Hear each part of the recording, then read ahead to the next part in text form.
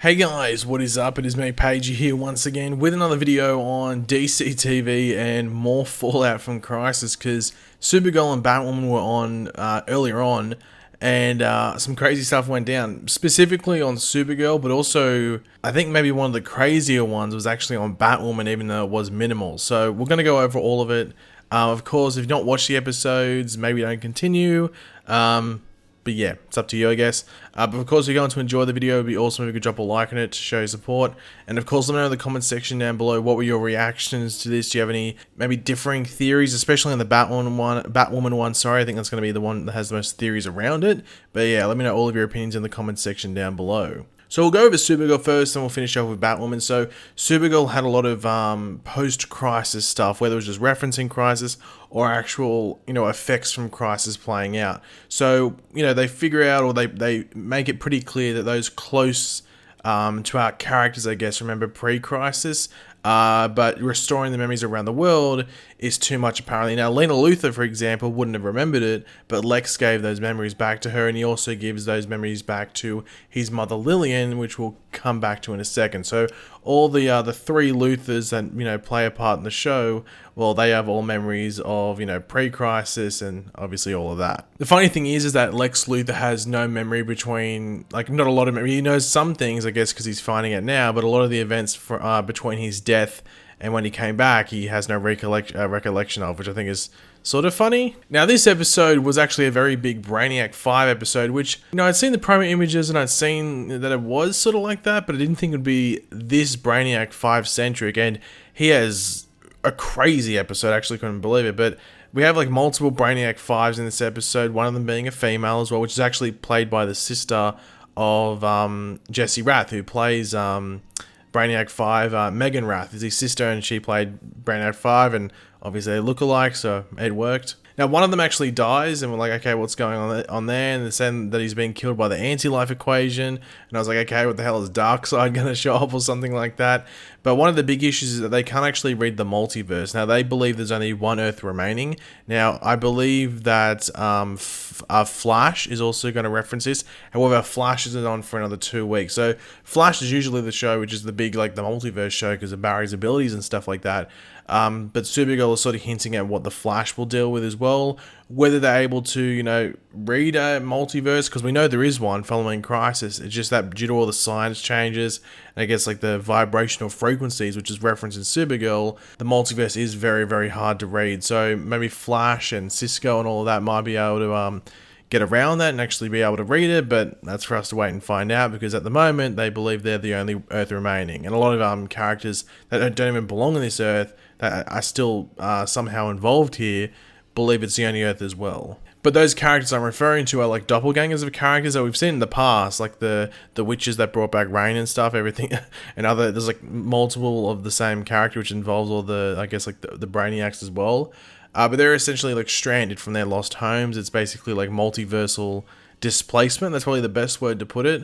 It's going to be interesting to see how they go about in future episodes, whether they come back to this, or this was the episode where they wanted to focus on this, and everything going forward is a bit different. But even with the Batwoman thing, which we'll touch on later on, that sort of plays into it as well. So I'm intrigued to see how they go about doing it, and also if it happens on the Flash as well.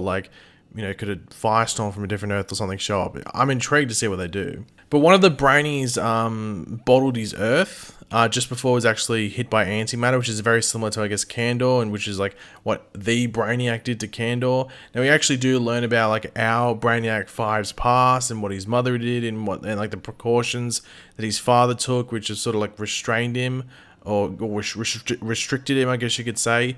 That's what I was sort of saying. This episode was very Brainiac 5 heavy in a way I wasn't actually expecting. I wasn't expecting to go through all this, I guess, emotional stuff with Brainiac 5, which is pretty damn interesting. But this leads into the big moment in the episode where our Brainiac 5, essentially removes those restraints that were put on him at a younger age by his father, just in, just in a cautious way due to what happened with his mother, where his mother tried to bottle their Earth.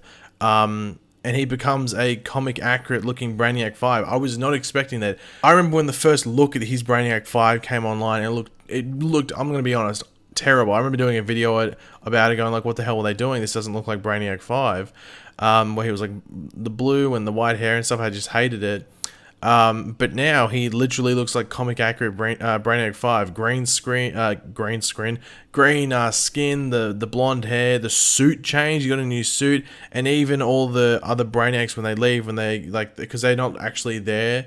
They're like life projections or whatever they're calling themselves.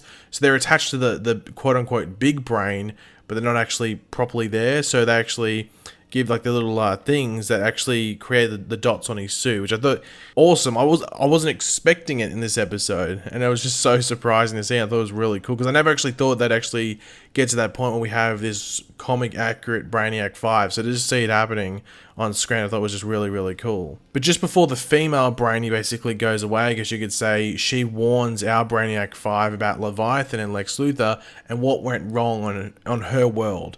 Everything basically, she didn't go about it the right way, so she gives the advice to Brainiac 5 to, you know, team up with Lex Luthor to take down Leviathan, because going about a different way will probably lead to failure. So that's the best way to go about it, and that's exactly what we see Brainiac 5 do.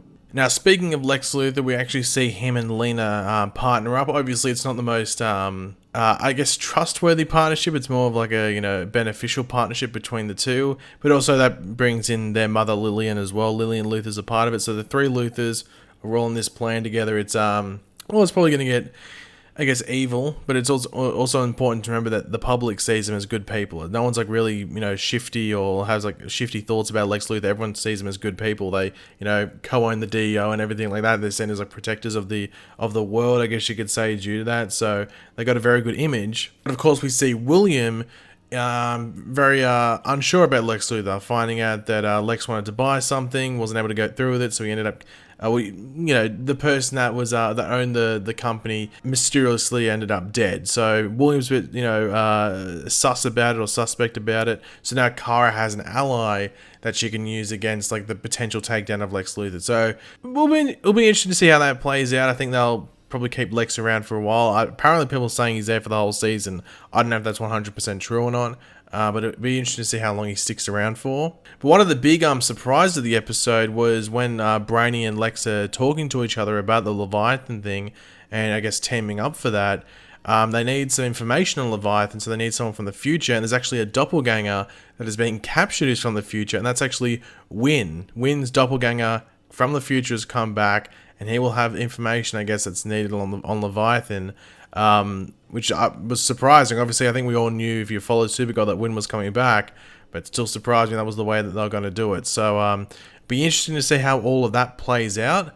But some big crisis events just taking place on Supergirl already, so you'd have to think in the weeks to come they will still start rolling out. But if we do move over to Batwoman, and Batwoman didn't have like a ridiculous amount. Batwoman, was dealing more with the fallout from their mid-season finale, and then also pushing stuff forward. So it was really like the last handful of minutes where they really pushed forward, I guess, some Crisis effects, or at least referencing the changes from Crisis, and then I guess what's going to happen going forward, and I guess some of the twists there. So I guess like people are saying that the Oliver Queen death reference, I guess it's a reference to Crisis because he died in Crisis, but Batwoman and Arrow on the same Earth, and anyway, so that's not too much of a reference, but anyway. But one of the big storylines in this episode was actually Batwoman coming out, like Batwoman as a character and like an identity in Gotham City being revealed as a lesbian. So one of the big things was like trying to keep Kate separate, because Kate's a lesbian, so they're trying to make Batwoman straight, so there's less correlation between the two, so it keeps her secret identity even more secret. But she decides to come out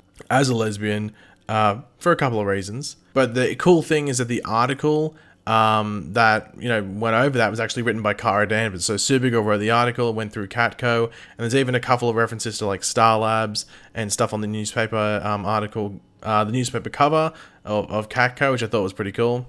But the big what the hell moment, and I was like, what the hell is going on here, is when Beth, Kate's sister, shows up. So if you don't know, in Batwoman, her sister was, her mother died in a car crash and she thought her sister had died as well, but her sister's come back as this crazy Alice character, but now there's two. There's Beth and there's Alice. There's two separate people, and throughout the episode, we'd seen them in separate areas. I'm like, what the hell's going on there? How did she get to these two separate areas at the same time?